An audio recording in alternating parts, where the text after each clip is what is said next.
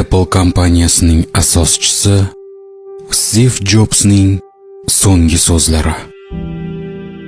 U milliarder. 56 yoshida oshqozon raki kasalligi bilan vafot etgan. Sizlarga uning o'limi oldidan aytgan gaplarini havola etamiz.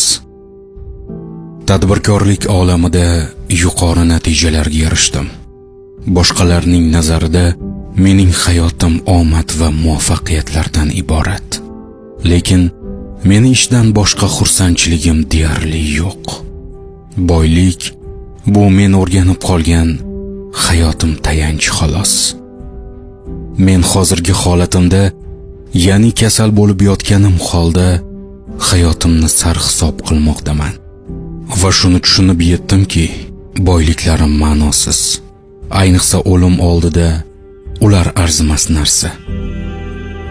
Siz pul berib, shofyor yoki mashina sotib olishingiz mumkin. Pul to'lab, nimadir ehtiyojingiz uchun sotib olishingiz mumkin, lekin kasallikning og'rig'ini boshqa odam his etishini sotib ola olmaysiz. Moddiy narsalarni sotib olish mumkin, lekin hayotni sotib olishlikning ilojisi yo'q. Yillar o'tib ulg'ayganimiz sari biz aqlli bo'la boshlaymiz. Qariganimizda tushunib yetamizki, $300 soat ham, $30 soat ham bir xil vaqtni ko'rsatadi. $3000 mashina ham, $30,000 mashina haydasak ham o'sha manzilga boramiz. Va yo'llar bir xil. Uyingiz 2 sotix bo'ladimi, 12 sotix bo'ladimi? Uyda hech kim yo'q bo'lsa, baribir yolg'izsiz. Sizning hayot mazmuningiz va baxtingiz dunyo matohlaridan tashkil topmagan. Biznes klassda uchsangiz ham, ekonom klassda uchsangiz ham, agar samolyot qulasa, siz ham hamma bilan birga qulaysiz. Gaplarimni tushunayotgan bo'lsangiz, sizning do'stlaringiz yoki gaplashish uchun kimdiringiz bo'lsa, bu haqiqiy baxt degani. Sizlarga 5 ta tavsiya beraman. Farzandlaringizni boy bo'lishi uchungina voyaga yetkazmang. Ularni baxtli bo'lishi uchun tarbiyalang. Shunda ular ulg'aygach, narsalarning qadrini tushuna boshlashadi, qiymatini emas.